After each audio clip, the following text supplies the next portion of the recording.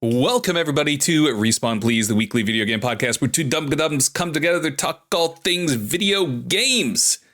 And today we're going to talk about the Game Awards and the nominations and our predictions.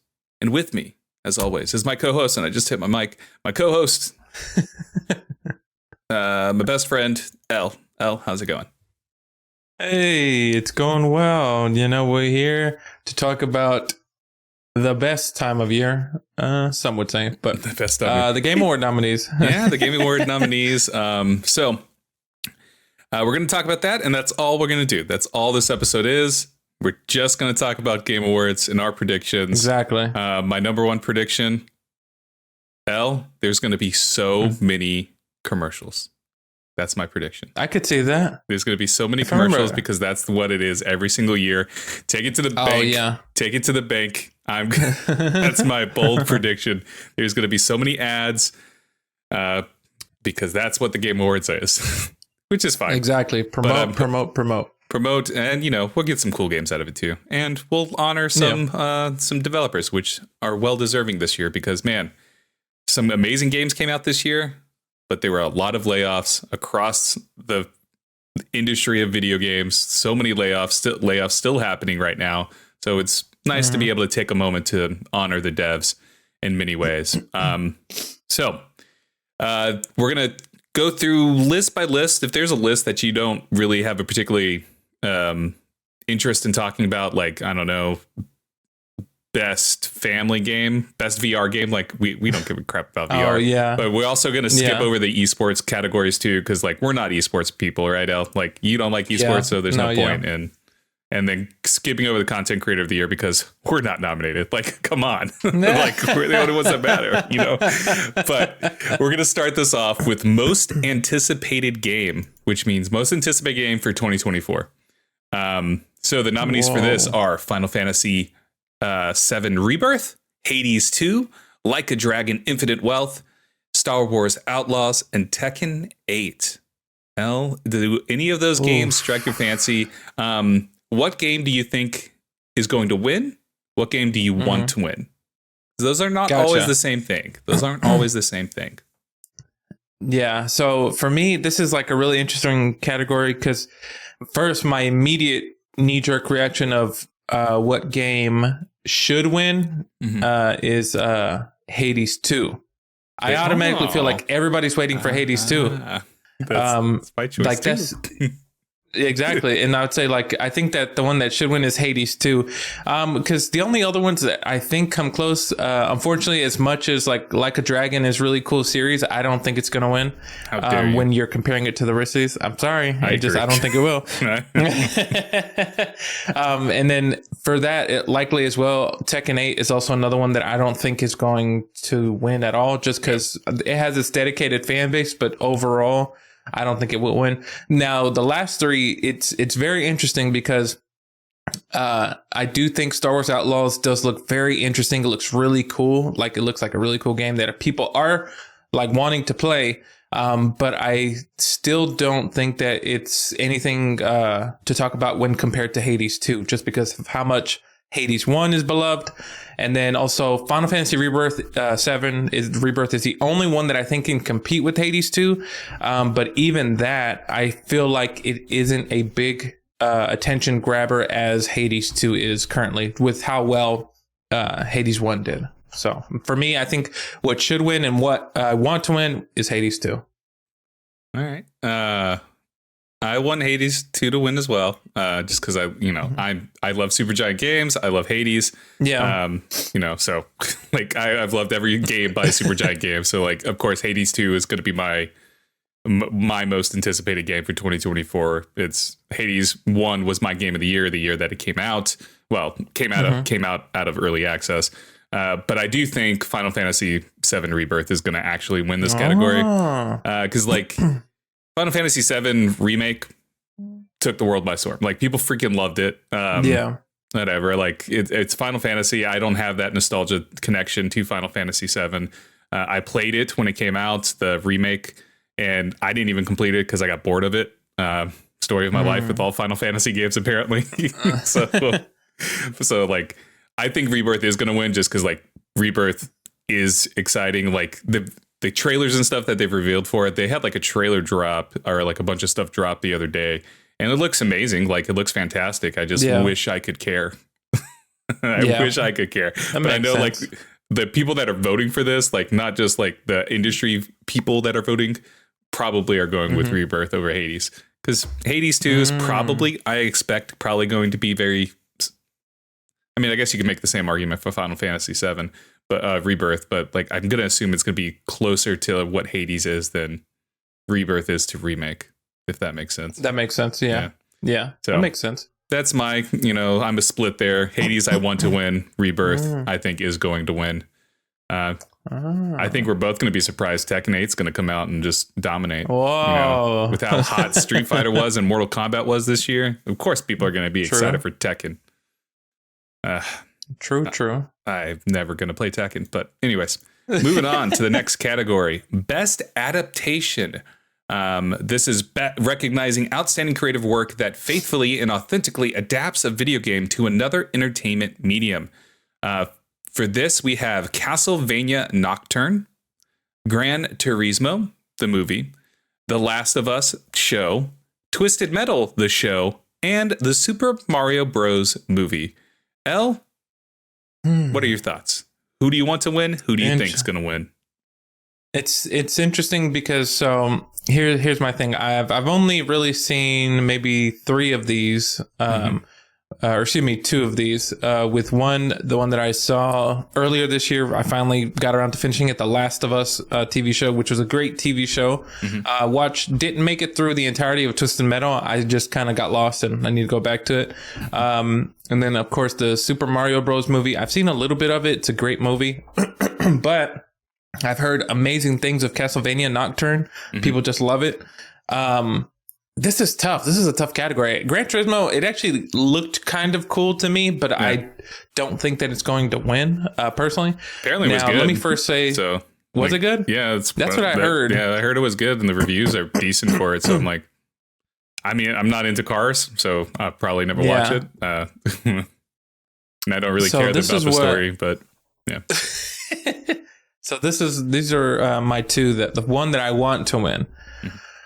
I want, I don't know. I want The Last of Us to win because this is like my only experience of Last of Us. I'd never played part 1 yet, or 2. And so this is like my first experience of it. What I think will win is probably going to be the Super Mario Brothers movie. I think that, I literally do think that it was either going to be that or Castlevania, but the reason why I say Super Mario's is just because of how successful it was. And how kind of worldwide commercially it did over $1 billion, didn't it? I think it did a lot. I don't know. I stopped keeping track, but yeah, it was pulling in the money. So now, but at the same time, I think that Super Mario Brothers win. I wouldn't be surprised if Last of Us won, but I think that Super Mario has a chokehold on the world, and I think people will go, "Oh yeah, Super Mario." I think, but that's me. Yeah. I've seen 3 out of these. Last of Us, Super Mario Bros. Movie, and Twisted Metal. I watched Super Mario Bros. Movie on my flight to Japan, actually. So when I say I watched it, I mean I had it on and I fell asleep several times, and I would wake up and I would be like, "Oh, where am I at in this movie?" It's all confusing. It's Mario's still going after. It's trying to fight Bowser and save Peach and all that. Yeah, cool. That's hilarious. For me, my heart of hearts, because I just had a gosh darn good time with it. I want Twisted Metal to win. Whoa! I had such a good. This show is so stupid. It's stupid as hell. It's ridiculous. Like it makes it's just fun. It's dumb fun. It doesn't take itself seriously. I can't believe I'm saying that. Because prior to this, when we first talked about it, because we were both like, "Oh, this is already coming out." When we talked about it, back in May or whatever, we were like, "This is coming out already." I guess cool, whatever. I guess it might have been June, but man, I had such a good time watching it. But I think Last of Us is gonna win. I think Last of Us. Yeah, I think quality wise, I think Castlevania Nocturne might be the only one quality wise that's on level with Last of Us, just in terms of how well acted and how well the production is of it. because Last of Us is really good. Like it's almost one. Oh yeah, and obviously not quite one for one, but there like a lot of the important stuff that happens was pretty much identical. Like whenever you go play Last of Us, let me know, because I'm interested in hearing your thoughts about it after you watching the show, how you as a first time player of it reacts to it, because it'll be I think it'd be a fun conversation there. But yeah, I don't know anything about Castlevania Nocturne. I'm assuming that's on Netflix, right? I'm assuming. Yeah, it's on Netflix. Yeah. So, yep. Yeah, I don't know much about it. So, anyways, those are my picks.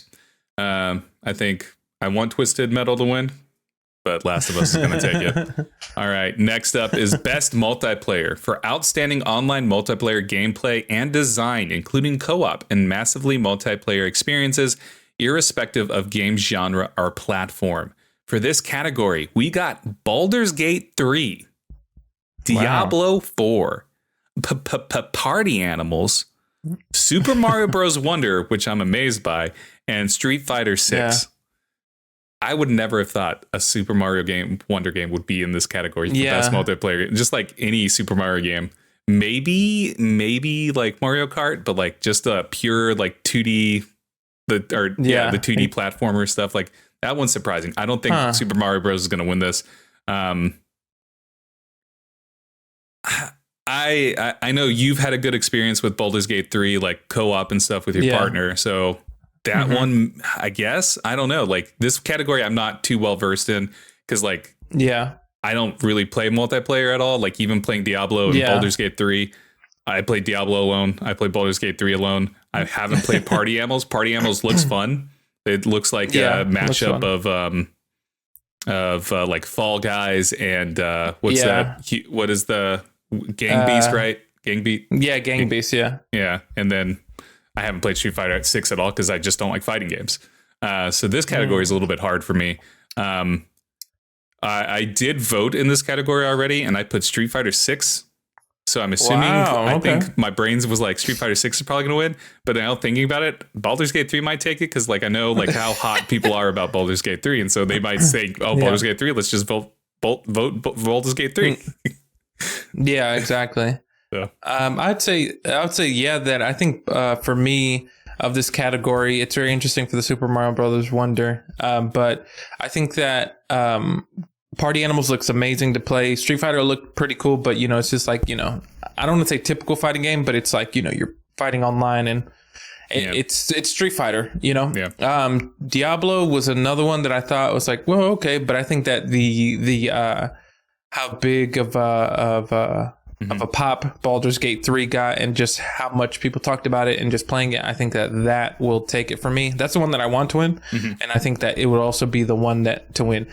But a part of me just feels like you can't count out the Italian plumber. I know. You just can't count him out. I don't know. And so I wouldn't be surprised if he just said, hey, I win. And I'll be like, oh, crap. He just kicks down he comes up on the stage and everyone's just like, Mario, what are you doing here? He's like, it's a me, Mario. I win, you bitches. He just punches Jeff Keighley in the face and walks away. It's like, what? Exactly. That was a weird turn of events, man. But for me, I think that, Baldur's Gate 3, I think it's going to win and I want it to win. Awesome. Good choices all around. Again, that category is so weird. But next up is Best Sports / Racing. For the best traditional and non-traditional sports and racing game, we have EA Sports FC 24, the first year that it's named that, F1 23, Forza Motorsports, The Crew Motorfest, and Hot Wheels Unleashed 2 Turbocharged. I don't care about this category at all, so I don't really need to make a prediction. Forza Motorsports, I guess. I don't know. All right, so this is what I'm going to say. So I've only played 1, 2, maybe 2 of these. And I think Forza Motorsports is going to win. It's just a great game. What I want to win is Hot Wheels Unleashed 2. Yeah. Just because it's Hot Wheels. And I've seen people play The Crew. I've seen people play The Crew Motorsport. And it looks cool. But I think, but overall, regardless of that, I think Forza is going to win. I just think it's a heavyweight for me personally. Yeah. So, yeah, I get mine. My pick is Forza Motorsports, but it's also because like that's the only one I'm really familiar with. I mean, I guess EA Sports Football Club, but I mean, yeah, it's just soccer. Who cares? It's just football, you know? All right. Next up is Best Sim/Strategy. Best game focused on real-time or turn-based simulation or strategy gameplay, irrespective of platform. We have Advance Wars 1+2, Reboot Camp, City Skylines 2, Company of Heroes 3, Pikmin 4, and Fire Emblem Engage. Interesting to note that in this category, 3 games are Nintendo. 3 of these games are Nintendo. Whoa. Fire Emblem, Pikmin, and Advance Wars. For this category, I have played 2 of these games. Not to completion, just little bits. Fire Emblem Engage and Pikmin 4. I voted for Fire Emblem Engage, so I guess that's my choice for both. I want to win and who I think is going to win. That's the end of my conversation there. Yeah, this is a category I'm kind of not well versed in, just because I really haven't played. The only one that I haven't played any of these, but I've seen people play City Skylines 2, Pikmin 4, and then I think I saw a little bit of Fire Emblem. I have no idea of Company of Heroes 3 at all. But if I had to guess, there's not really one that I want to win. Maybe Pikmin, but I think that this is tough. I feel like Nintendo's going to win regardless. Yeah, I mean, it's their category to lose because they have 3 games in this category. So True. So I'll say Pikmin.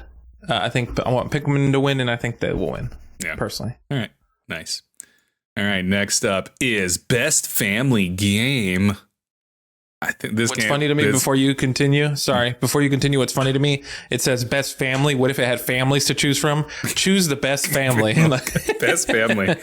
Which video game family is your favorite? For the best game appropriate for family play, irrespective of genre or platform. So we have nominated Disney Illusion Island, Party Animals, Pikmin 4, Sonic Superstars, and Super Mario Bros. Wonder. I don't even think we need to talk about this category because it's going to be Super Mario Bros. Wonder. Like, yeah, of course. It's like if Super Mario Bros. Wonder doesn't win, then it's like, okay, they're going to win though. Like, exactly. The Nintendo wins this category like every year, pretty much. So pretty much. I mean, they're like the family-friendly, company, and so definitely, I'd say that. Unfortunately, as maybe it's possibly as good as the other games might be, Mario just has a chokehold in the family category. It's literally, it goes down from generation to generation. Everyone knows Mario. Families all play Mario, Yeah. I mean, maybe Pikmin 4. So there's no way in hell Sonic is going to win an award here. Unfortunately. And then, I remember Disney Illusion Island going, oh man, that game looks awesome. And then never heard anything about it. I couldn't even tell you that it came out. So yeah, exactly. Because I thought the art style looks great for Disney Illusion Island, but yeah. And then Party Animals, whatever. Maybe it'll win multiplayer. Who knows?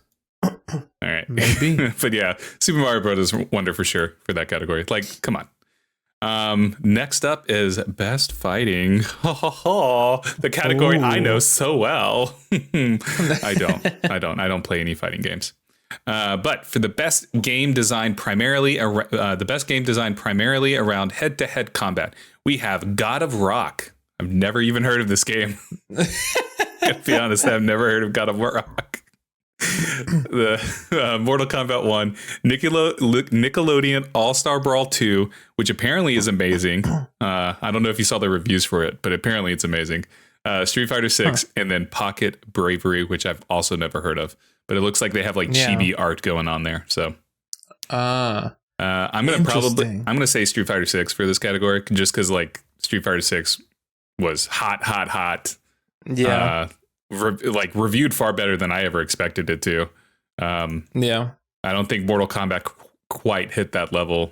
Because like Mortal Kombat 1 came out, people was like, oh yeah, the campaign's cool. And then that was it. Like after that, I didn't hear much about Mortal Kombat, but I still hear people talk about Street Fighter 6 now. So definitely. Yeah, I agree. Because I did see the reviews for Nickelodeon All-Star Brawl 2, and I heard, amazing, great things. I have no idea God of Rock, what that is. Sounds like a great anime though. Yeah.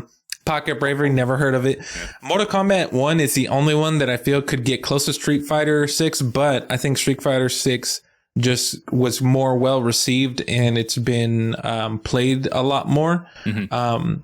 In which, I mean, Mortal Kombat comes back in and out of the conversation due to their characters that they're bringing in, like Omni-Man and all that. They have cool characters. But I think that Street Fighter 6 was the better game, and I think that will win. Yeah, I agree. Next up is Best RPG for the best game design with rich player character customization and progression, including massively multiplayer experiences. The nominees for this category: Baldur's Gate 3, Final Fantasy 16, Lies of P, Starfield, and Sea of Stars. You know, it's gonna be Baldur's Gate 3, man. Like, yeah, it's gonna be Baldur's Gate 3. This is definitely. I mean, maybe Final Fantasy 16, but like, I don't know. Like, I just don't like, just with how hot Baldur's Gate 3 is, how hot it was. Like the heat hasn't died down. Final Fantasy 16, nobody talks about it, right? Yeah. Like, it came out, people were like, "Oh, it's great." Our people were like, "Oh, this is bad. This isn't a true Final Fantasy game." It was like, whatever. The whole conversation was stupid. I will say Final Fantasy 16 made me believe that I was going to enjoy a Final Fantasy for the first time. Quickly fell off. Quickly did not happen because I was like, "Oh, yeah, this is just a Final Fantasy." So I don't know what those other people are talking about when they were like, "Oh, this is a true Final Fantasy." Man, it felt like a Final Fantasy after a while. So that's hilarious. But like, yeah, Starfield not going to win at all. No. Sea of Stars maybe, but again, I don't think Sea of Stars hit that level that Baldur's Gate 3 did. No. And then Lies of P didn't even come close. So like, the people that love Lies of P, and it's because they like the Souls-like games and stuff. But yeah, even the conversation with Lies of P has kind of died down. I believe they have like DLC coming out though, so that's cool for Lies of P. Sure, nice. But I'd say that Baldur's Gate 3 is definitely the heavyweight here, and I think it's gonna win. No disrespect to the rest of the games here, which are pretty good games. And there are people who love them, but I think that when you're talking about role-playing game, I think that Baldur's Gate 3 just has much more in-depth and more attention to detail as to like just the role-playing of that game. Like, it literally got people like myself and my partner who have never played Dungeons and Dragons into playing Dungeons and Dragons. That's how great it was. And just it just had a chokehold on everyone. Even still to this day, people are still playing it, still talking about it, and just doing everything, Yeah, I agree. So yeah, Baldur's Gate 3 is my choice, and it's the one I want to win to begin with anyway. So yeah. Next category is Best Action Adventure Game. For the Best Action Adventure Game combining combat with traversal and puzzle solving. For this category, we got Alan Wake 2, Marvel's Spider-Man 2, Resident Evil 4, The Legend of Zelda Tears of the Kingdom, and Star Wars Jedi Survivor.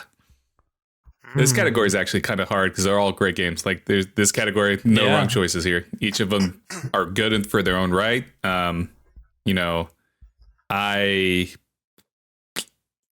I think the two ones that are going to stand out here are going to be Legend of Zelda and Alan Wake 2. I personally don't think Alan Wake should be in this category. It is action heavy, and I guess puzzle solving is a big part of it. But like, I never in a million years will I point to Alan Wake and go, "This is an action adventure game." Like, never in a million years would I point at Alan Wake and say that it's an action adventure game.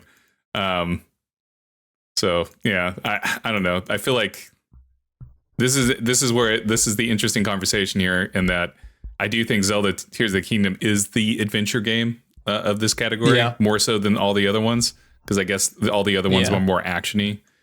So I don't know. This is a hard category. I'm gonna say for me, what I want to win is Alan Wake, just because I'm biased. Yeah. But who I think is gonna win, probably Zelda Tears of the Kingdom. Interesting. Very interesting. Yeah, for me, this is like one of the first categories. It's very difficult to predict, just because, as we said earlier in the podcast, this year's just been a great year for video games, and a lot of great games came out, and every single one of these games here, I think is great in their own way. Of course, for me, Oh, this is like tough. I'm not gonna lie to you. I don't know what it is. This is very random, real quick. Side note. With all the attention that Marvel Spider-Man 2 has been getting, I'm not gonna lie to you, part of me is starting to dislike Marvel Spider-Man. I don't know why. It's just like so many people just, I guess, hyping it up and like making it very, like this is the best Spider-Man game, whatever. I go, it's all right. Like you guys are overhyping it. But listen, I don't know. Maybe I just dislike it. I felt that way about 2018 Spider-Man 2, or 2017, whenever Spider-Man came out. The first one came out. That's how I felt too. I was like, I played it and I was like, Spider-Man. Now I will say, like the first 15 minutes that I watched of Spider-Man 2 with the fight against Sandman looked incredible. Like that was just an incredible set piece. But like beyond that, everything else was like, yeah, it's just Spider-Man. And I guess if you like that, if you like Spider-Man, if you like the first Spider-Man game, then yeah. I haven't played but I'm not going to get to play it until next year, so I don't really know. So. Oh, well, there you go. Yeah. But I'll say this, that what I want to win. Oh man, this is tough. What I want. Well, first let me say what I think will win. I think Tears of the Kingdom is going to win. Mm-hmm. I think so, just because I think that game was a juggernaut, and it basically surpassed what is it, Zelda, the one previous, Breath of the Wild.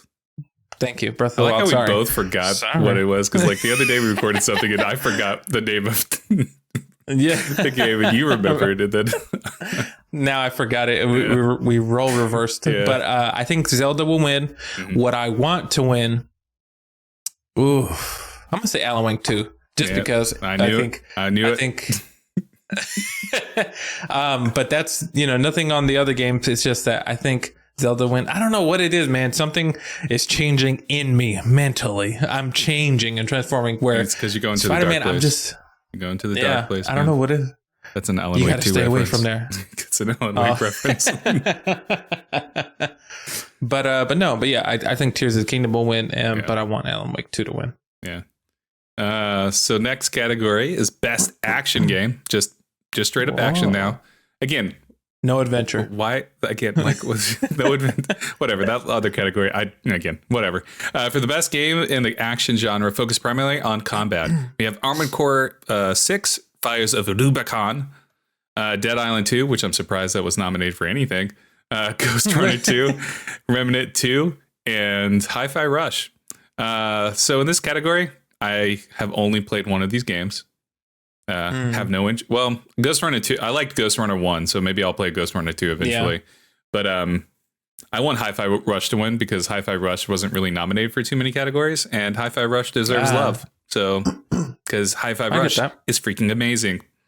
I don't think it's going to win though. I think it's either going to go to Ghost Runner 2 or Armored Core, because the people that love Armored Core love Armored Core.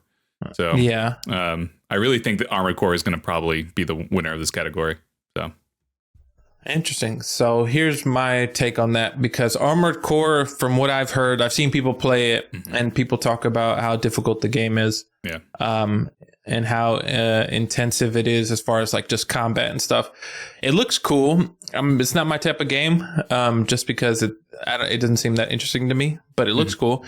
Now, Hi-Fi Rush, of course, I think deserves some love. I don't think it will get it, but what I want to win and what I think will win, I think it's going to be Ghost Runner 2.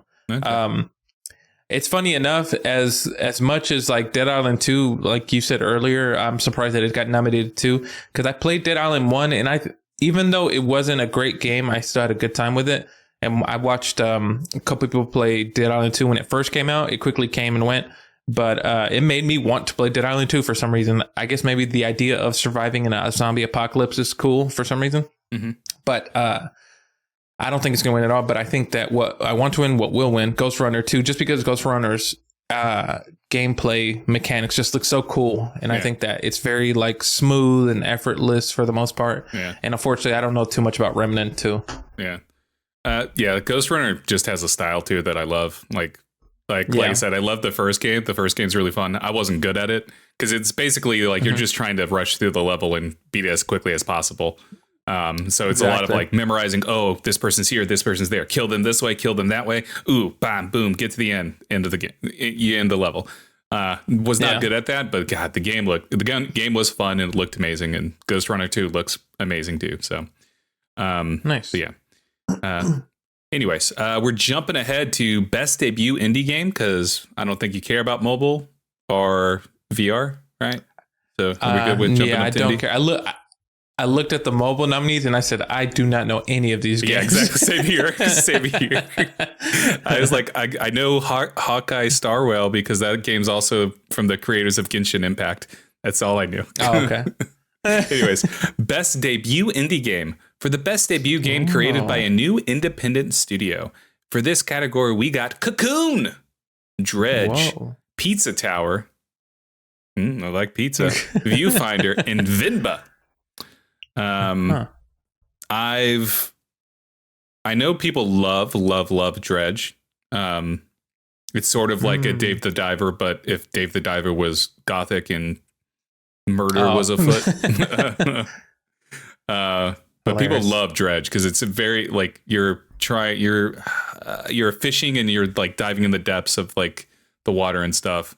There's like a horror element to it. And it has like an overwhelming positive score on Steam and stuff. So I know people love it. I know Viewfinder was hot for a little while. But yeah, the only one I've actually played on this list is Cocoon. And so I guess I'm going with Cocoon. So nice. Okay. Well, I'll say this, that I'm actually not too familiar with three of these, being Pizza Tower, Dredge, and Venba, but I am familiar with Viewfinder and Cocoon. I've finished and played through Cocoon. I think it's an amazing game. Viewfinder looks amazing too. I could be incorrect. It wasn't made by the same people that made what is that game that's all about perspective? No, this is this company's first game. It's best debut game. Oh, so that's they've right. never made another game, Sorry. you fool. Sorry, but it reminds me so much of man. But you know the game I'm talking about, where you can take something and you change the perspective, either make it real big or real small. I forgot the name of it. I forgot too. I have it, but I forgot it. So I like the idea of Viewfinder, just like taking these pictures and stuff. It looks really cool. But I'm going to say that Cocoon should win. Yeah. I think they should win just because of how beautiful the world is. Yeah. And the alien angels and the ancestral moons, or whatever, the moon ancestors are so cool, personally. Yeah. I agree. Cocoon was my choice and the one I think is going to win as well. So next up is best independent game for outstanding creative and technical achievement in a game made outside the traditional publisher system. First up is Cocoon, Dave the Diver, Dredge, Viewfinder, and Sea of Stars. So this is a category where my thing is split, where I want Cocoon to win, but I think Sea of Stars is going to win. Interesting. I think the love of Sea of Stars is going to propel it. Maybe Dave the Diver with how much people love Dave the Diver, but yeah, I don't know. Sea of Stars I think could probably take this category. Yeah, I could see that. I do, because now I'm stuck because, of course, I played Sea of Stars, but then I also played Cocoon, and I do love the little world of Cocoon. Like, they did a great job of creating this silent protagonist, and it's just like a beautiful world of these worlds within worlds and just all these different things. And I think it's so beautiful what they did. And I love Sea of Stars as well, but I do think that Sea of Stars just has more of notoriety, even though I know Dave the Diver is beloved as well, along with Dredge. Unfortunately, Viewfinder, I don't think it's going to win at all. But I think that, I'm actually going to say something controversial here. What I want to win is Cocoon. What I think will win is Sea of Stars. What? Because what's happened since we did our review of Cocoon, which nobody's seen yet? I don't think has it gone up. Yeah, by the time this goes up, it's not. Yeah. So, but the reason is because I think that I just like the sci-fi element of Cocoon, because I'm a very big fan of sci-fi and I like future and stuff like that. And they did so much with no dialogue or anything like that. And it's just a cool world to explore. You're literally just exploring this world and everything. And I think that's cool. Even though as much as I love Sea of Stars, but I think that Sea of Stars will win, even though I currently want Cocoon to win. Yeah. All right. That's a surprise. So next up is best community support, recognizing a game for outstanding community support, transparency, and responsiveness, inclusive of social media activity and game updates / patches. Nominees for this are Baldur's Gate 3, Cyberpunk 2077, Destiny 2, which is definitely not going to win, No Man's Sky, and Final Fantasy 14. The reason I say Destiny 2 is not going to win just because of all the stuff that's happening with Bungie, almost a week ago, 2 weeks ago, just all that nonsense. This is an interesting one. I think Baldur's Gate 3 is going to win. I want Baldur's Gate 3 to win because Larian Studios is really, really good about communication and like talking and just like the community support is just like they're very transparent with all their stuff. Like they release patch notes constantly and stuff like, and their patch notes are extensive and they take feedback from their community and stuff. So Baldur's Gate 3 is really good about that. CD Projekt Red with Cyberpunk took the notes from everybody and like really made something special with Phantom Liberty. So yeah, and then people love Final Fantasy 14. Of course. So, and No Man's Sky's already run this category in the past, so they don't need to win again. Oh yeah, true. Yeah. I agree. I do think that CD Projekt Red did a great job with like just making, like you said, Phantom Liberty amazing and making literally they did what No Man's Sky did, where they took this game that came out originally and was just like horrible. I'm not gonna say horrible, but very bad and very glitchy and everything like that. And they literally turned the bus around. They were able to turn it around and just make something amazing and where people talk about and they love.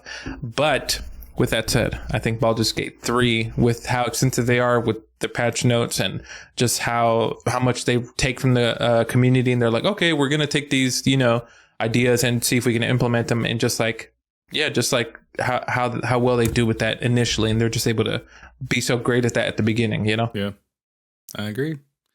All right, next up is going to be Best Ongoing Game, awarded to a game for outstanding development of ongoing content that evolves the player's experience over time. Nominated for this is Apex Legends. This is nominated every single year, and I never understand why. Cyberpunk 2077, Final Fantasy 14, Fortnite, and Genshin Impact. Pretty much for what you just said about CD Projekt Red and Cyberpunk. Cyberpunk is the one I want to win. I don't think it's going to. I think the winner is probably going to be Fortnite or Final Fantasy 14. If I had to pick between the two, I would say Fortnite, especially because of its most recent update, where they went back to Fortnite 1 or whatever the hell they're calling it, the original island of Fortnite. So, yeah. But I want Cyberpunk CD Projekt Red to win. Yeah, this is interesting because for me, I think that, I do want Cyberpunk to win. But I think it's going to be between. Well, part of me was going to say Fortnite, but I kind of don't really see them winning this. Yeah. I think maybe Genshin Impact will probably win, even though I want Cyberpunk to win. I think. Gross. Freaking Genshin Impact. They don't need to win. I think they won before too. I mean, Fortnite's won this category. I think every single game has won except for Cyberpunk at some point. So. I don't know. Next up is do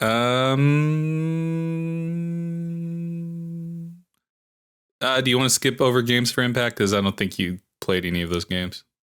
I've only played one of them, so Space for the Unbound. So we'll skip that. Innovation in accessibility. Recognizing software and or hardware that is pushing the medium forward by adding features, technology, and content to help games be played and enjoyed by an even wider audience. So the nominees for this are Diablo 4, Forza Motorsport, Hi-Fi Rush, Marvel's Spider-Man 2, Mortal Kombat 1, and Street Fighter 6. This is an interesting category because I don't know.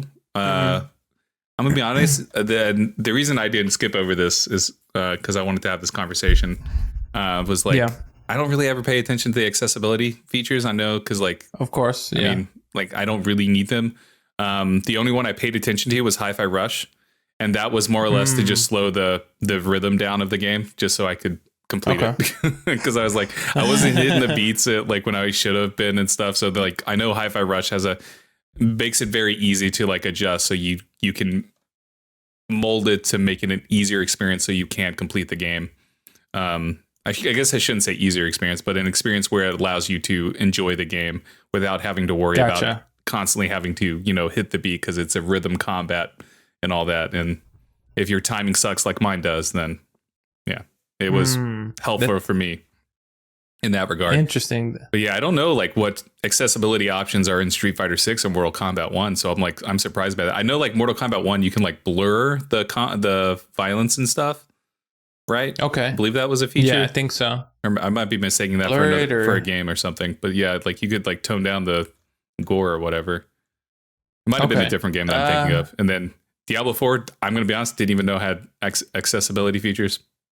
Yeah, other than the text to speech thing that they have, like, because that's like by default on when you install the game. So yeah, this is a category that like I'm unfamiliar with, just because, like you said, I don't really need any of the accessibility features or that I know of. I don't know. I don't have one to pick because I'm not familiar with what they're offering. You know. Yeah. No, that's life. So next up, you just want to skip over it then? No vote for you? I mean, no, I'll put a vote in. This is what we're going to do. Because I'll vote with my heart. And my heart is telling me Hi-Fi Rush needs to win. What I think will win is going to be Spider-Man. Yeah, that's who I think is also going to win. I want Hi-Fi Rush to win. I think Spider-Man's going to win. So because I know with Spider-Man they have pretty cool things where like I don't know if you would consider accessibility, but it's like where they can alter with the image a lot. I think it can help for people who are colorblind or something. Yeah, and it can they have a really cool features for those to allow them to enjoy it, the game and stuff. So yeah. All right. So next up is best performance, awarded to an individual for voiceover, acting, motion, and/or performance capture. This category is wonderful. We have Ben Starr for Final Fantasy 16, Cameron Monaghan for Star Wars Jedi Survivor, Idris Elba, Cyberpunk 2077. I don't know why that made me laugh. Melanie Liberd for Alan Wake 2, Neil Newbon for Baldur's Gate 3. He played Asterion. And then Yuri Lowenthal, who plays Peter Parker in Marvel Spider-Man 2. For this category. Interesting. Listen. Melanie was fantastic as Saga in Alan Wake 2. I'm going with her. She deserves it. Alan Wake 2 deserves this. Her performance was amazing, and just like she held the game together for me. So I loved Saga. I love Saga so much, and yeah, I think she deserves it. Her performance was just amazing. Idris Elba is great in Cyberpunk, but it's just Idris Elba. I'm going to be honest. Like, it's just Idris. Like, I love Idris Elba. He's an amazing actor. He's always fun to like watch and stuff. But it's just Idris Elba, honestly, in Cyberpunk. Yeah. And then like Neil Newbon. I love Asterion, but like, come on. Come on. And then Cameron Monaghan's great as the hell's his name in Star Wars Jedi Survivor? I should know this because I love that game, but I can't remember his name. I know, right? Yeah, you can't remember his name. Cal Kestis. There we go. Cal Kestis. Oh, okay. Who does the Yuri Lowenthal play in Spider-Man 2? Do you know? Peter Parker. He's Peter Parker. Oh, he plays Peter. Yeah. Peter. He's Peter. All right, this is what I'm going with. This is what I'm going to say because like Baldur's Gate, the Neil Newbon, he plays, who is it? What's his name? Asterion, however you pronounce his name. The vampire guy. So I'm going to say something controversial just now. I don't really enjoy that character. But anyway. Yeah.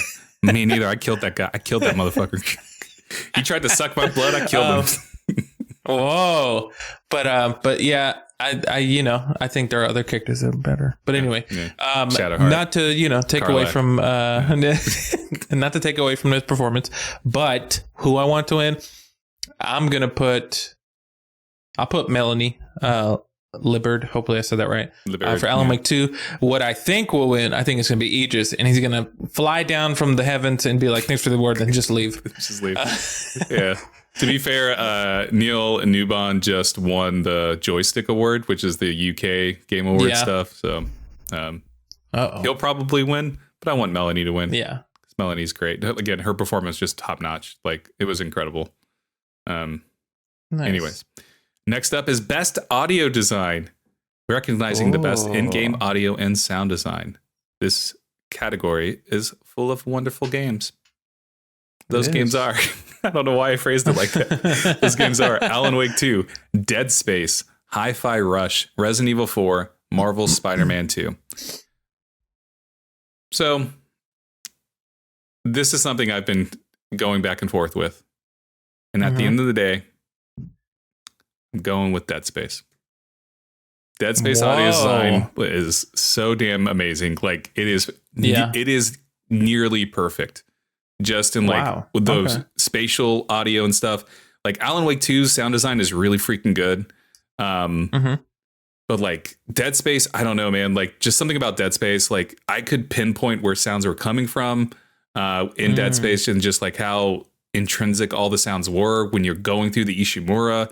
I just loved everything about the sound design for Dead Space, and like and there's a reason why it's nominated for this category, because it's amazing. Yeah, and I think this is the game. This is the category it should win. It's the only category it's nominated in, but it absolutely deserves this, in my opinion, more than the other games.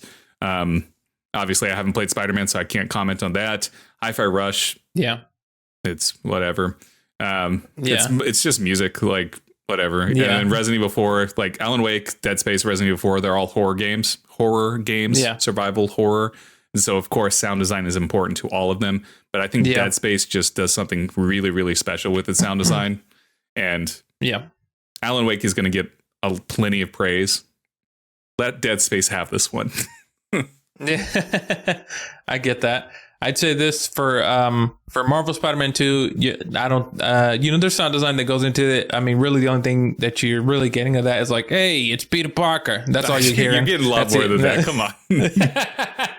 No, you are. Sounds of the city, sounds of New York. Yeah. You go, hey, it's Spider-Man. But everyone, that's normal New York people every single day, even now. Exactly. Like, Spider-Man's not even real. Hey, let me get a bagel. Let me get a pizza. Exactly. But no, with the one of this category, a lot of great games, but the one that I want to win and I think that will win is going to be Dead Space, just because of, like you said, just the audio sound design that the sound design is almost like the thing that makes Dead Space. Yeah. You know, and I think that it's amazing and it's great. You know, kudos to like Alan Wake, Resident Evil, the rest of the games and stuff, but I think that Dead Space just stands apart when compared to the rest of these with how great its sound design is in the game. Yeah. Next up is Best Score and Music for Outstanding Music, inclusive of score, original song, and or licensed soundtrack. So we have Alan Wake 2. The composer was Petri Alanko. Baldur's Gate 3, composer Borislav Slavlov. Final Fantasy, we're gonna skip over that. Final Fantasy 16 composer Mayoshi Soken. The Legend of Zelda: Tears of the Kingdom, composed by Nintendo Sound Team. I like that. Okay, it's just that's Nintendo so funny. Nobody's name. Just Hi-Fi Rush audio director Shuichi Kobori. Hi-Fi Rush is nothing but music. Yeah, but I think it's going to be Final Fantasy. Good? Final Fantasy music is just epic beyond belief. Yeah, it is epic. And like Baldur's Gate 3 has good music, but it's like, I don't know. Baldur's Gate 3 is not, I don't think of music when I think of Baldur's Gate 3. Yeah. So, and then Alan Wake, other than the fact that there's like a 15-minute musical thing happening, that's the only thing I could tell you about Alan Wake music. That's hilarious. So. Yeah, I agree. I think that Final Fantasy, man, they just make very great epic music. The only thing that I was trying to think of, like The Legend of Zelda, the only music I can really remember, just because I haven't played, is just from the trailer. I guess the theme to it, which sounds amazing. And that's the only thing. But I know Final Fantasy is very well known for their great score, and just great overall just music in general. They have great music. I'm gonna say that I think that Final Fantasy is going to win it, and I want them to win it because, I want, you know what? I think Final Fantasy is going to win. I want Hi-Fi Rush to run because I want them to win something. So any category they're in, I'm just going to say they're going to win.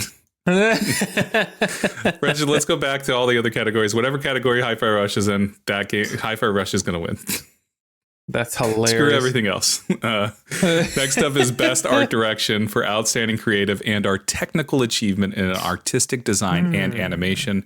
We have Alan Wake 2, Hi-Fi Rush, Lies of P, The Legend of Zelda: Tears of the Kingdom, and Super Mario Bros. Wonder.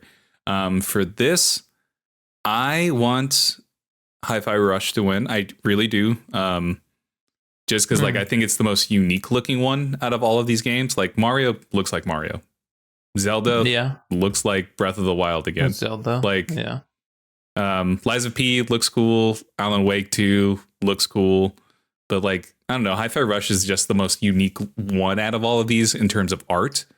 That's why I want it to win. I think Zelda Tears of the Kingdom is going to ultimately win, but I want Hi-Fi Rush to win.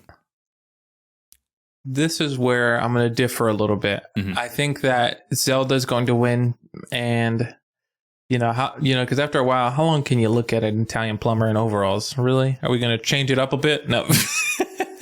But he can turn into an elephant. What are you talking about? Oh yeah, an elephant in overalls. No. But I think that Zelda is going to win ultimately. Yeah. But I actually I want Lies of P to win because I think I like the art design of just all the bosses that you fight. It kind of reminds me a little bit of an Elden Ring. The art design looks very beautiful. But I want them to win because I think you have more room for unique art there. Whereas, Zelda just looks like Zelda. Mario looks like Mario. I do understand the perspective of Hi-Fi Rush potentially because it does look way different. It does have that very different comic book art style in a way. But I think for me, I was more drawn into that Lies of P art design. Yeah. All right. Next up is Best Narrative for outstanding storytelling and narrative development in a game. For this category, we have Alan Wake 2, Baldur's Gate 3, Cyberpunk 2077, Phantom Liberty, Marvel's Spider-Man 2, and Final Fantasy 16. I want Alan Wake 2 to win, and I think Alan Wake 2 is going to win. Alan Wake 2, it's just, the narrative is incredible. Baldur's Gate 3's story is amazing. The individual stories the Baldur's Gate 3 has is amazing. Cyberpunk's 2077 and Phantom Liberty, the story is amazing. Marvel Spider-Man 2, by all accounts, is amazing. Final Fantasy 16, I don't know. I guess it's good. But Alan Wake 2 though, for me, just they have such a unique story, and the way they tell their story is just so different and unique compared to the others that it's hard for me to go with Baldur's Gate 3 because as much as I love Baldur's Gate 3, I do think Alan Wake 2 has the stronger, more focused narrative compared to all of the other ones. So I could definitely see that. Just because I know with my playthrough of Baldur's Gate 3, which I need to go back and finish, but it's interesting because if when you're playing Baldur's Gate 3, you know that there's an overarching main plot point, but I kind of feel like sometimes you get lost in the background plots, just the small things that you can do, and you kind of sometimes there'll be moments where I personally would forget there's this big thing that we got to go do, but I'd get lost in the world, and I think that Alan Wake does a better job of it's because it's this one thing that you're focused on of being able to tell this narrative in a way. The second, I say the only other one that I think would Alan Wake 2 is competing with is probably Cyberpunk Phantom Liberty. Personally, just because I know that that's a beloved story and people talk about how great it is. But what I think will win and what I want to win, I think is going to be Alan Wake 2. Yeah. Next up is Best Game Direction, awarded for outstanding creative vision and innovation in game direction and design. Alan Wake 2, Baldur's Gate 3, Marvel Spider-Man 2, The Legend of Zelda, Tears of the Kingdom, and Super Mario Bros. Wonder. This is the category that hands down Alan Wake 2 needs to win because again, of what this game does, the direction it goes, just the uniqueness of a lot of these set pieces that it has is by far the best experience that I've had in a game all year and probably in several years. From the musical that that happens to the build up and reveals that happens later on in the game. Just the game is immaculately paced and just everything about it is pretty perfect in terms of narrative and game direction. It's just fantastic. It's compared to how I feel about Baldur's Gate 3 and all the other games, Alan Wake 2 just stands ahead for me when I think of game direction and just this game absolutely deserves it. With that said, I think the one that comes close to it is probably Legend of Zelda: Tears of the Kingdom. But yeah, that's my thought. Those are my thoughts. Oh, this is like a category of heavy hitters, like everybody in here, and it's so tough. Man, because everything looks amazing, everything looks great. What I think is gonna win, what I think is what's gonna happen. Ultimately, I think Tears of the Kingdom is gonna win. Personally, even though like Baldur's Gate 3 is right there, but it's like I think that to tell a story, I think it's between Alan Wake 2 and Tears of the Kingdom. And Spider-Man has, from what I hear, a good story, but I don't think it can compare. Not to downgrade or anything, but I don't think it can compare to the rest. Same thing with Mario. Mario's just Mario. Just Mario. But I think ultimately, Tears of the Kingdom is going to win. And you know what? That's the one that I want to win. Okay. As well. Okay. You're a fool. And finally, the last category, the big hitter, Game of the Year, recognizing a game that delivers the absolute best experience across all creative and technical fields. Alan Wake 2, Baldur's Gate 3, Spider-Man 2, Resident Evil 4, Super Mario Bros. Wonder, and The Legend of Zelda: Tears of the Kingdom. Oof. This is tough. So, I've completed Alan Wake 2. I beat it yesterday. Yesterday? Today. Yeah, I beat it today. I beat it today. And I'll say this. I love Alan Wake 2. Okay. I love Alan Wake 2, I think. But I don't think, even though I did say it deserves best direction and best narrative, it does not do well in terms of gameplay. Okay. I am not the biggest fan of Alan Wake's gameplay. I got bored really quickly of the gameplay. I was interested in the narrative, though. I loved the design of the world and where the story was going, and that's what kept me playing. But man, I'm going to be honest, it was kind of a slog for me to get through. So this is definitely going to be Baldur's Gate 3 for me. Like, by far, this was Baldur's Gate 3 is the game that I've had the most fun with, that I've enjoyed the most compared to everything else. And like, I don't know, Baldur's Gate 3 is just, for me, just an encapsulation of everything that I want out of a video game, from narrative to characters to gameplay. Like, it's just a perfect balance for me as a gamer. So across the board, Baldur's Gate 3 is what it is for me. Because again, like Zelda: Tears of the Kingdom, I got tired of it. I enjoyed watching people play it and creating their stuff more than I enjoyed playing it. Mario is Mario. And again, I haven't played Marvel Spider-Man 2, so I can't really comment or have a conversation with that. But based on what I've seen and based on my experience with Spider-Man 1 and Miles Morales, I can say that I doubt Spider-Man 2 is going to do anything that would make me pick it over Baldur's Gate 3, and then Resident Evil 4 will never top Baldur's Gate 3 for me. So like, I could just give you a hard stop. I own Resident Evil 4 remake, and I just have not played it. Yeah. I should one day. Maybe I should. But yeah, Baldur's Gate 3 though is pretty much my game of the year. We'll talk about this next year. But Baldur's Gate 3 is pretty much my game of the year because it's everything that I want out of a video game. So yeah, man, this is like an amazing category of games. There has to be one winner, and unfortunately, there has to be 5 losers. So for me, losers. Exactly. I think, because I thought about this the other day, and I was thinking about like just these games, and I'll say that for me, Spider-Man, of course, I don't think, it's a great game, but I don't think it can compete in Game of the Year when you're in this list among this company. Super Mario Brothers, great game as well, but I just don't think it's Game of the Year. I just think it's a very great game, but just not Game of the Year. Resident Evil 4, that's a great game. The remake, I think it's a great game, but I still don't think it can compare to the other 3 that I'm going to say. That I think Alan Wake is great, but unfortunately, I do not think it can stand up to Tears of the Kingdom or Baldur's Gate 3, as great of a game as it is.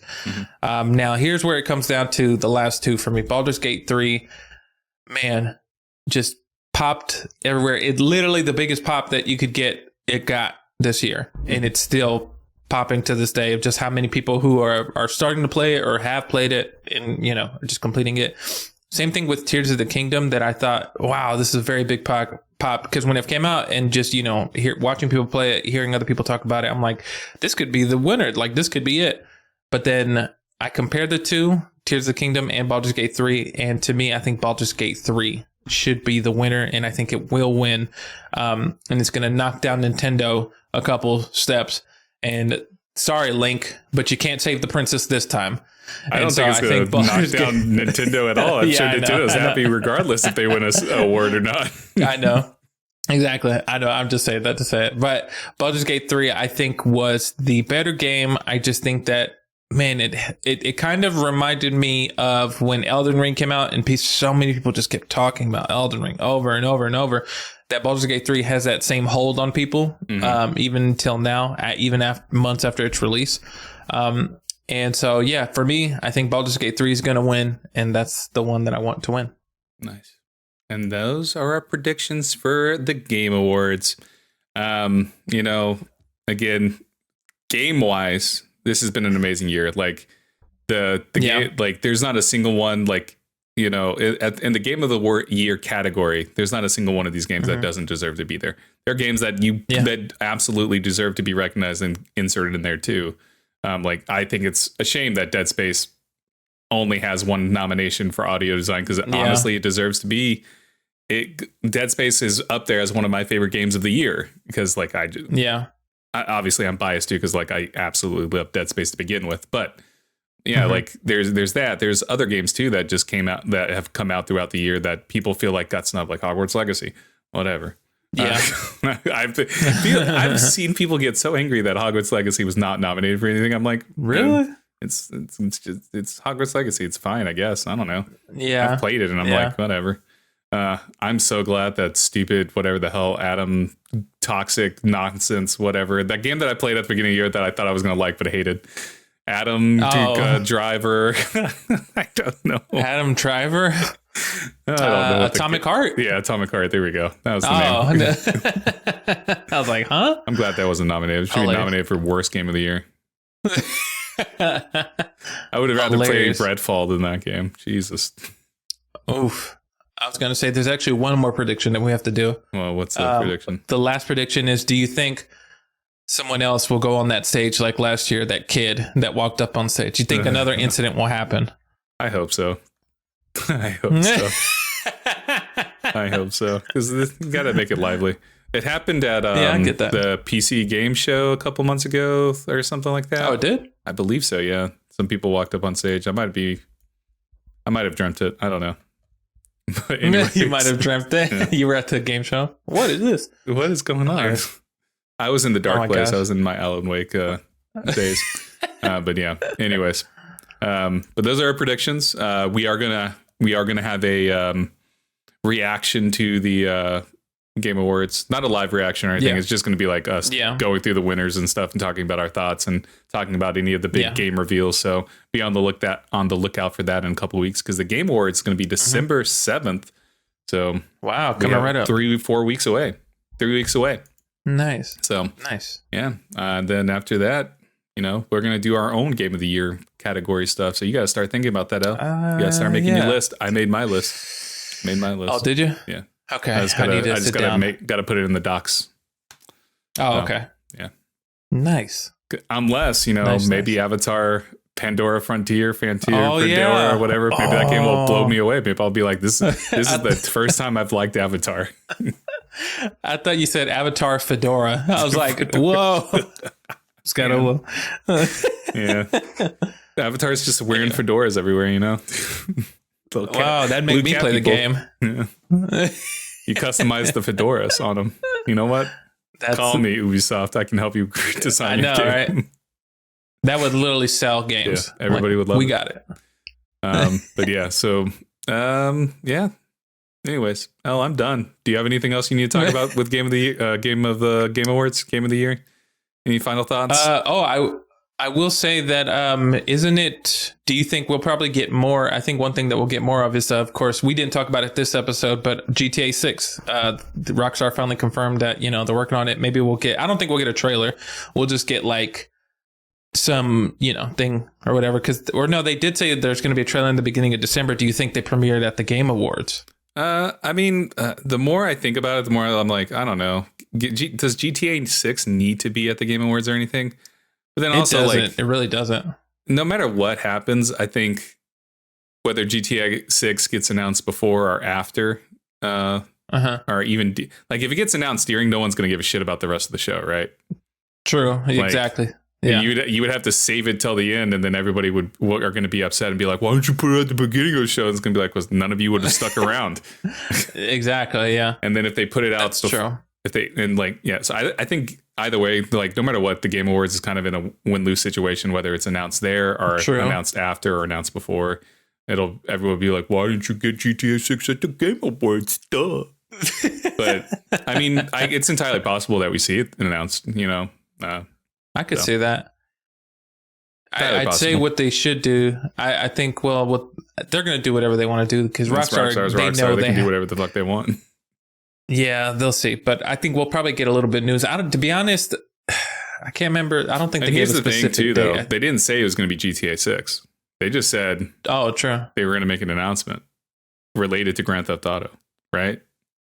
Did they even specify Grand Theft Auto? Because people are just assuming that it's going to be GTA 6. It could be, GTA China Wars or whatever the hell, Chinatown 2, the secret to their Chinatown Wars or whatever it was called. Do you know what I'm talking about? Yeah. The PSP game. Yeah. Wouldn't that be great? If I remember correctly, everybody would be like, "What?" That'd be hilarious. They would be upset at Rockstar. They're gonna announce a bunch of new stuff for online play, and that's it. That's all it is. But if I remember correctly, I think they did confirm that it is GTA 6 and that they are working on a trailer. Okay. And so it was in development ever since, years ago. But now they're confirming that they're basically putting not necessarily the finishing touches, but they're getting close to the end. Nice. And so, but okay, we'll see. Yeah. I'm probably one of the only people in the world that does not actually give a shit one way or another because I don't care. GTA, whatever. I'll play it when it comes out, and then that's it. Like it's not like I'm not excited for it. I've never been excited for any of the Rockstar games though. So true. I'm just weird. I'm excited for it. Weird. I get it. It makes sense. I'm excited for it. It's interesting, which I'll end with this, that we don't have to go into deep discussion. It's very interesting, this idea that I have. But as time goes on, I was thinking about, because one of my favorite games ever is Grand Theft Auto 3, the first one that came out on PS2. Mm-hmm. And I also love Vice City. San Andreas is cool as well. But as time goes on and, these games get more and more complex and there's more and more details in them, at what point, is there a point that we reach? We don't have to go too deep into this. I know this sounds very deep. We don't have to go too deep, but it's is there a point where we reach where too much is, or to me, with all the detail, is it too much and we lose that narrative? Because I thought about this where GTA 3, it's very simple. You can't do a lot. You're kind of mainly focused on the story. But then when you got into GTA 5, there was so much stuff to do that I was like, I wonder if we get lost in the extra things when, the story should be the main focus. But I mean, that's, I guess a belief that I think. And it's interesting. At one point, will there be a GTA 9 down the road where there's so much to do that literally nobody cares about the story? And if that does come, I say this, that I think it'll be a sad day. You already have that in GTA Online. Well, I'm saying what I'm talking about is if maybe I'm not focusing on the online aspect. I guess maybe to just me like online is a different campaign, game. You just get lost in that world rather than Okay, yeah, being kind of pushed to go a certain way. I mean, for me, honestly, that's how I played Red Dead Redemption 2 and GTA 5. I just at some point I just stopped caring about the story. More so with Red Dead Redemption 2, where I just got enamored with hunting for some reason. I just wanted to get all the big game hunting trophies and stuff like that. I got really addicted to that for a while, and like I just straight up ignored the story for the longest time because I was just out hunting and just living my cowboy Western life. So yeah, I guess the reason why I say that is because there was like a recent announcement that said that GTA, I don't know if this is confirmed or not, but if it is, it's very interesting, where they said that in the game your characters will age during the game. So like, you know, maybe through the story years go by and sometimes they will age and stuff like that. And a part of me kind of thinks, I was like, do we need that? Like, do we, is that something that we need? Like, do we need to know about that? Is that something that's important? I mean, maybe for like story elements, it's probably going to like the aging thing is probably going to be based around story. I guess so. Yeah. Cause like we see that in like Red Dead Redemption 2 in a way. Like, I mean, true. And even in GTA 5, we saw that because there was like a big time skip for what's his face? Todd. Trevor. No, I was about to call him Todd. Trevor and Michael, you know, because you're right. Yeah. Because Michael faked his death right in like what? Yeah. 10, 15 years go by or something like that. Yeah. That's Am I true. wrong about that? But I guess maybe no, you're right. But I think with GTA 6, I think they like it meant in real time or something. Oh. And I mean, so like for Red me, Dead Redemption I guess 2, your beard grows and you see Arthur Morgan's beard. Oh yeah, growing. that's true. That's true. Days go on. See, I guess maybe I'll have to wait and see, because a part of me is kind of like, it's, you know, is too much choice a bad thing? You know, it's too much. We already have that too in the successful video games called Fable. You know, oh yeah, true. The aging character ages throughout that and gets old and crusty. I don't know why I said old and crusty. Jesus Christ. But I guess we'll have to see to kind of like, yeah, I guess we'll just have to see, because maybe I won't even think about it, you know, playing it, you know. And so you're going to be playing it and then you're going to be like, you're going to play it. And the next thing you know, your partner's going to come in and be like, oh, it has been 20 years. And you're going to look at her and you're going to look at the game and you're going to be like, oh my God, I look just like that. So you aged not only in the game, but you aged in real life. Whoa. Because you were so immersed. Crazy. You didn't even realize that she was just putting food in front of you for 20 years. No one said anything for 20 years. They just kept feeding you and you just kept eating it. So, you know. What a dystopia. Oh, no. But anyway. Yeah. I don't really, I don't know. I don't really have any high expectations. I don't have any expectations really for Grand Theft Auto. I'm just kind of like, cool. Everything sounds cool. Rockstar knows what they're doing. Hopefully. Nice. I mean, they haven't missed yet. And since GTA 3, they haven't released a stinker yet. So true. Because like, I guess you could say the remakes of GTA 3, San Andreas and all that when they came out. But they like Rockstar was just publishing that, right? They didn't actually have a development team, like their own development team working on it. So I can't remember exactly, but yeah, it's whatever. You know, I'm going to be interested. I'm going to talk about it. I know you're going to be way higher than I will ever be on it. So it's life. Nice. We'll play it together. We'll play. We'll do some online play. You want to join? You want to join No Pixel? No Pixel, is that a role-playing server? It's the #1 role-playing server.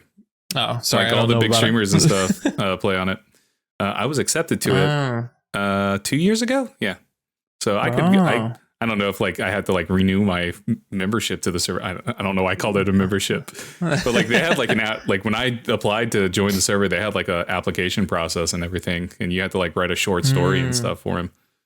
I was like, this is fucking stupid. I guess I'll do it. I played it for like a week and then never touched it again. Hilarious. Anyways, that's my GTA experience. Woo. Red Dead Redemption's so much better. I'm going to be honest. I like Red Dead Redemption 2. It is a great game. Specifically Red Dead Redemption 2 way more than any of the GTAs. So nice. I'm not mad at you. It's a pretty great game. Yeah. All right. Well, everybody, thanks so much for tuning in to Respawn Please, the weekly video game podcast, where you can always catch the podcast. It comes out every Monday, video version as well as the audio version. Video version is available on the YouTube at Respawn Please Podcast. Make sure you subscribe, hit the like button and bell icon to be notified of future videos. also be sure to you can also get the audio version of the podcast on the go everywhere you get podcasts. Just look up Respawn Please Podcast and we'll pop up there. Make sure to follow us on social media at Respawn Please Podcast on Instagram and TikTok. And thanks so much for tuning in.